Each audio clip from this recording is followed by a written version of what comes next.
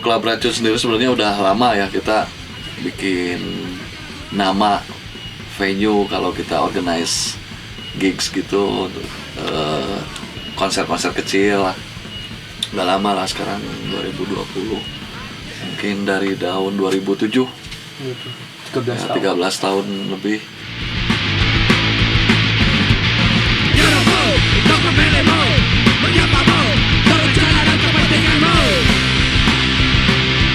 Pemicunya saya dulu sama kawan-kawan bikin organize gigs itu kan sangat sangat independen lah, dari seperti kolektif uang untuk sewa venue. Itu hampir 8 tahun kita sewa terus, seperti sewa villa, sewa tempat untuk camping supaya kita bisa bikin gigs. Terus juga dulu waktu pertama bikin stage seperti itu, kita juga seperti berimajinasi kalau stage enaknya seperti apa, ada lampu-lampu, kayak ada ya seperti venue yang udah ada gitu ya, yang udah biasa running gitu. Tapi kita mencoba untuk mempersiskan seperti stage. Akhirnya kita bikin ya setup kayak gitu, kayak stage aja. Meskipun itu venue-nya kita kayak misalnya punya pengalaman seperti bikin gigs sewa villa, terus yang paling luas itu di dapur. Nah kita setupnya venue-nya itu di dapur, dan itu ya seperti stage aja kalau udah di setup kayak stage.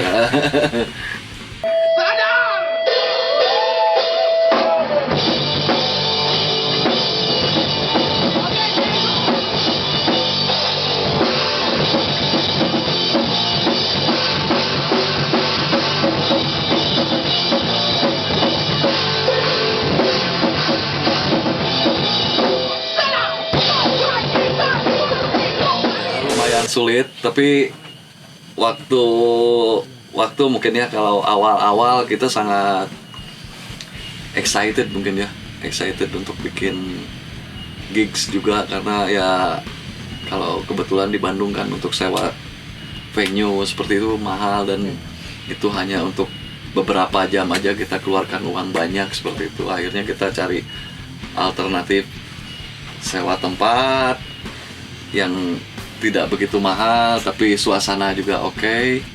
Mempertahankannya ya sulit, tapi kita harus di kolektif itu harus saling mengerti juga kan, karena ada kesibukan pribadi, ada kesibukan keluarga, nggak melulu harus berkomitmen juga di kolektif itu. Ya kita punya kebebasan seperti itu juga di kolektif di sini. Ya akhirnya kalau buat saya sendiri sih, saya berkomitmen untuk mempertahankan keberadaan Club Racun itu ada sampai sekarang gitu. Ya 13 tahun itu hanya angka, tapi itu memang banyak lah suka duka, tapi kebanyakannya kita senang gitu ya, kebanyakan kita happy ending gitu seperti itu, meskipun itu capek atau apa. Dan itu oleh kawan-kawan juga jadi seperti pemicu supaya kita selalu happy ending, kita bikin lagi gitu. Oke, sudah.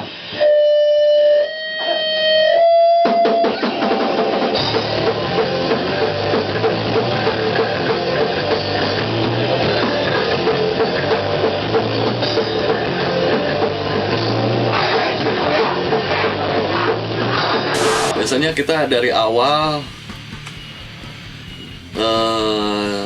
kita punya seperti kolektif punya kesepakatan seperti memfasilitasi band-band lokal sama band-band tour, dan turnya internasional, lokal juga kita coba mewadahi itu, memfasilitasi itu, karena kita mau untuk membuat networking yang lebih besar lagi, karena kita nggak tahu masa depan, tapi mungkin di masa depan akan bermanfaat buat kolektif kita yang lagi kita bangun itu.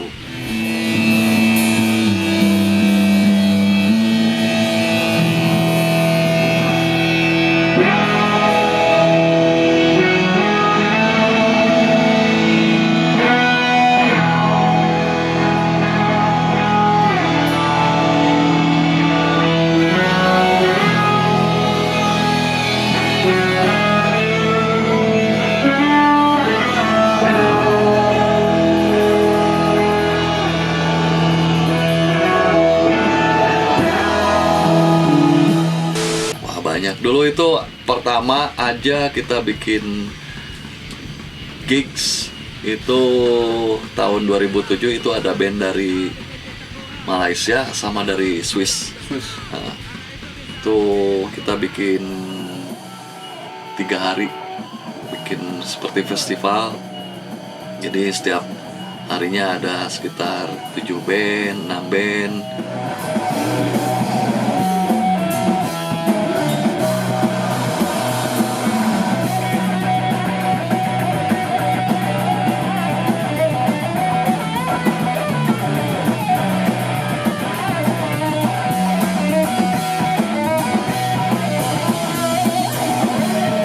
Kita memflorkan sama kawan-kawan ya di sekitar kita yang gimana nih gitu. Ada band ini motor, siapa yang mau ikut bareng-bareng nih.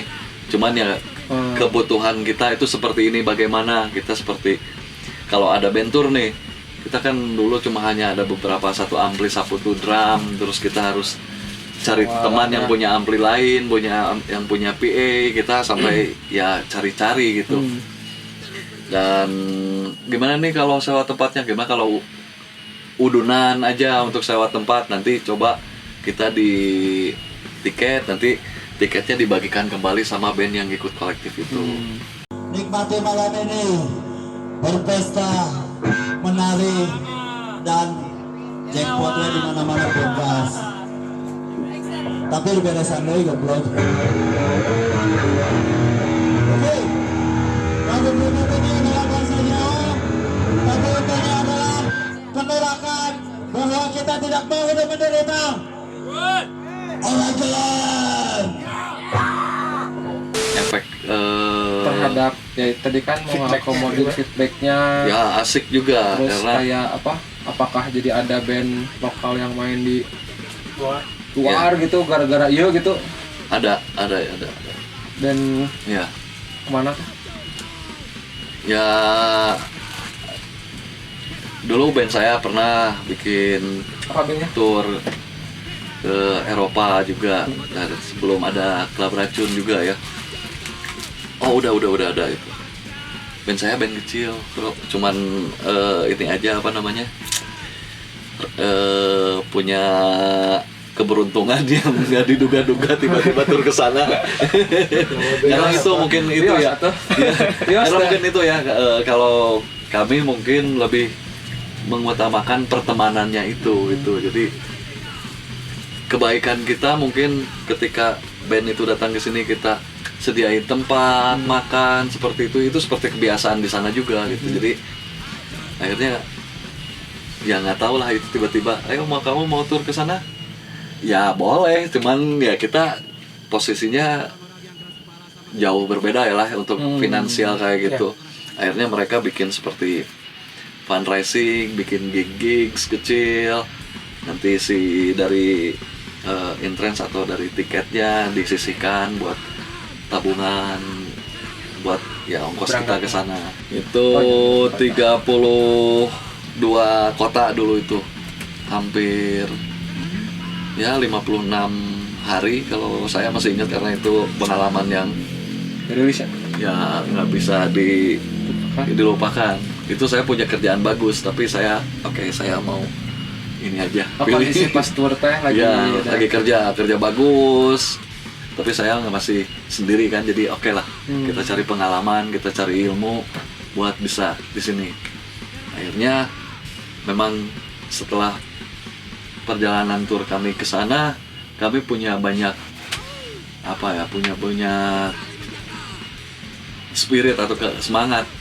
Ini seperti ini bisa, kenapa di sini juga nggak bisa? Kita coba ngobrol-ngobrol biasa, pengalaman sharing gitu, ternyata kita bisa. Dan akhirnya si Klub Racun sendiri itu bisa berjalan karena yang saya alamin di sana juga gigs itu nggak selalu tempat yang paling besar gitu, nggak besar, hanya di tempat orang yang hanya bisa cukup 20 orang gitu, di dapur kecil aja di set kayak gitu.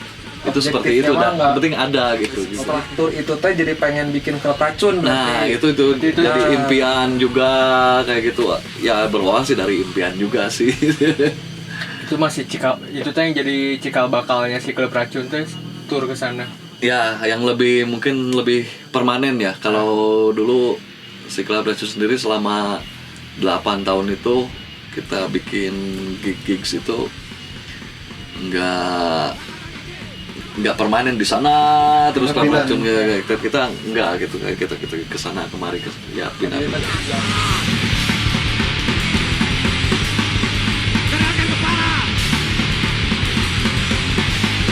Ekosistem. Kalau di sana mungkin ya di Eropa sana itu si punk sendiri udah apa namanya udah budaya ya. Kalau di sini kan masih jauh lah. Jadi peradaban juga di sana udah lebih awal gitu. Ya pasti ada, ekosistem pasti berbeda gitu. Karena udah jadi budaya seperti contoh kecil gini. Misalkan kita organize gig ini di Eropa di sana organize gig. Terus si band boleh main di sana di venue itu dengan membawa PA sendiri, ampli sendiri, drum sendiri, boleh main di sana. Terus nanti si yang punya venue mereka jual bir, entrance atau tiket itu nanti uangnya tuh dikasihkan ke band yang main. Jadi kayak gitu. Jadi ya win-win nah, kayak gitu. Itu tergantung publisnya si band sendiri. Kalau di sana kan publisnya udah oke lah ya, dari mulut ke mulut, dari dan supportnya juga ada band tour, pasti mereka datang kayak gitu.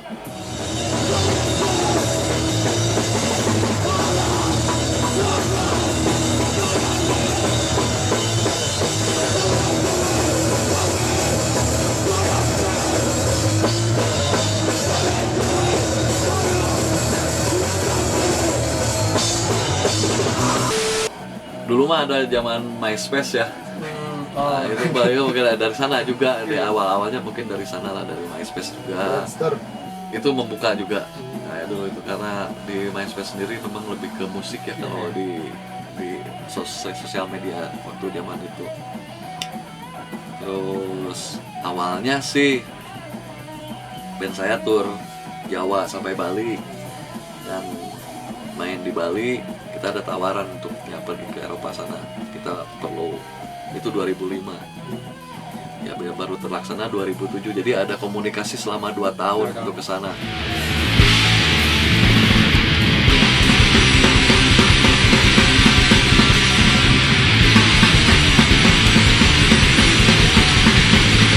Ada gokil.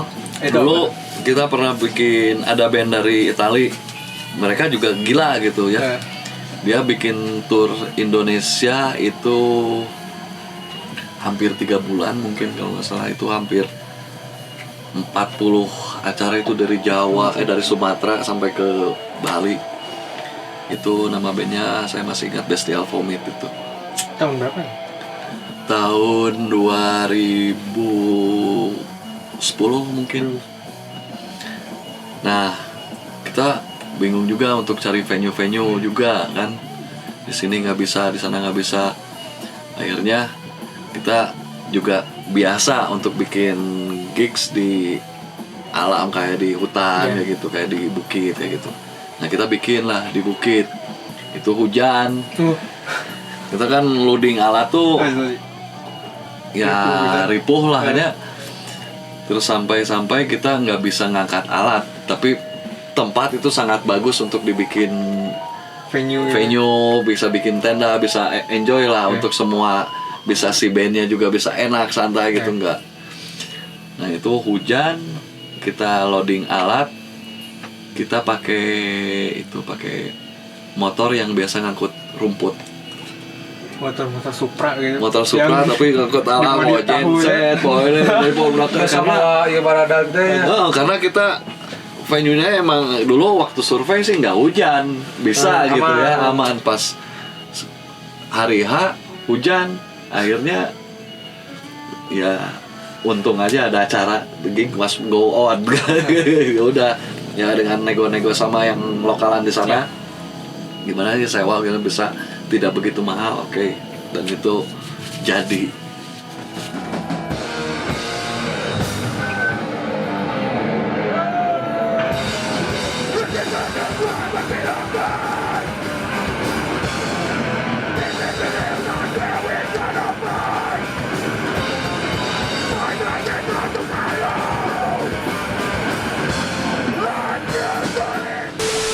bukan nightmare lagi, nightmare mungkin naon ya.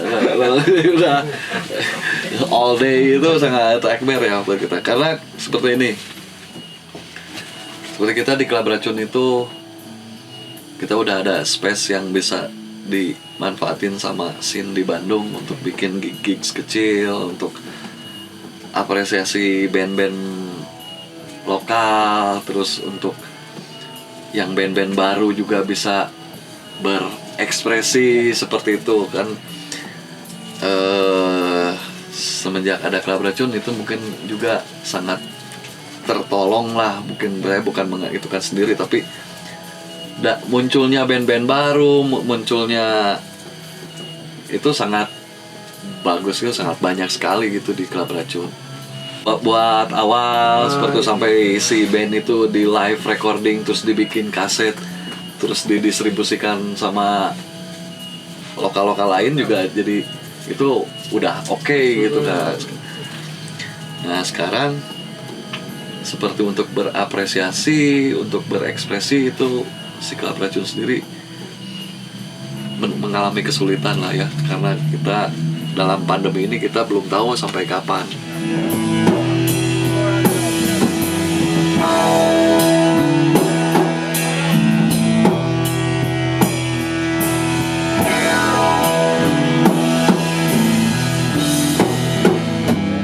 Dulu pas awal-awal awal pandemi si Klub Racun itu mungkin dalam jangka waktu 6 bulan, 5 bulan tuh nggak ada gig sama sekali di sini. Akhirnya setelah 3 bulan dari pandemi, dari bulan Maret, saya 3 bulan di rumah terus, ya nggak terlalu beredar kemana-mana, tapi saya lebih kemarin ikut ikut dalam kayak gerakan empati kita dengan pandemi ini, dengan adanya Bandung Kolektif seperti, karena kawan-kawan kita yang ada di musik ini mengalami yang sangat dampak juga, ada yang sudah berkeluarga. Akhirnya kita punya obrolan bagaimana kalau kita bikin fundraising, terus kita bagi-bagi sama kawan-kawan di sana untuk ya yang memerlukan gitu. Dan saya lebih ke sana gitu, tidak ke sini karena kita udah tahu kita nggak akan bisa buat apa-apa di sini. Terus kembali ke sini, ternyata di sini lebih berat lagi. Pas balik ke sini tuh saya balik lagi. Oke, di sana udah beres. Saya ke sini lihat kolam ikan yang di sebelah sini itu bocor, dan itu sampai ke sini, ke ruang mixer ini, masuk ke sini sampai dalam semata kaki lah. Pas kita mau loading alat, sebelumnya kita bikin festival Libertad Fest bulan Maret itu, kita mau masukin ke sini itu ini udah banjir, udah ada, tapi jadi akhirnya kita simpan di sana. Tapi ternyata 3 bulan ditinggalin ini lebih parah lagi gitu. Ini udah sampai ke sana. Akhirnya ya saya punya inisiatif sendiri sambil ngobrol sama kawan-kawan, sharing juga gimana kalau ini kita renovasi si Klub Racun ini. Ya akhirnya saya membuat fundraising, bikin kaos-kaos, terus ada kawan-kawan yang suka bikin artwork kayak artwork gitu, kita print pakai kaos, dan sekarang sudah oke lah. Seperti si kolam ikan udah dipelur lagi, ini yang kena dampak banjirnya udah ganti lantai lagi, seperti ya udah aman gitu untuk gigs. Karena ini sekarang udah settle lagi, seperti udah aman semuanya dari air gitu kan, karena sangat vital sekali kalau venue udah kena air gitu kan. Ya sekarang di sini udah bisa memfasilitasi, sebenarnya live recording itu udah kami lakukan dari tahun lalu ya, 2019, dari bulan April 2019 sampai bulan November lah. Bulan November stop karena alat record atau ya komputernya rusak karena terus dipakai live recording. Nah sekarang karena fasilitas itu sudah ada di sini, akhirnya si Klub Racun menyiasati ini dengan membuat seperti live recording audio sama video. Nah, ini ada kawan-kawan kita juga dari kolektif kita juga yang punya skill untuk bikin video. Kita ngobrol-ngobrol gimana ini si Kalap Racun, kita mau bikin apa, kita nggak ada apa-apa, ayo kita bikin live recording audio video.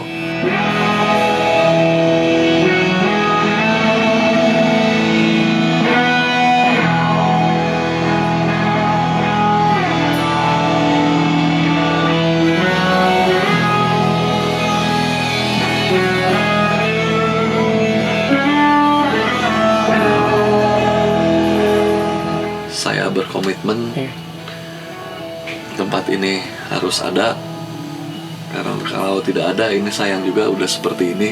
Selama 5 tahun kita udah running tempat ini dan mungkin sekitar 400 gigs di sini selama 5 tahun udah terjadi gitu.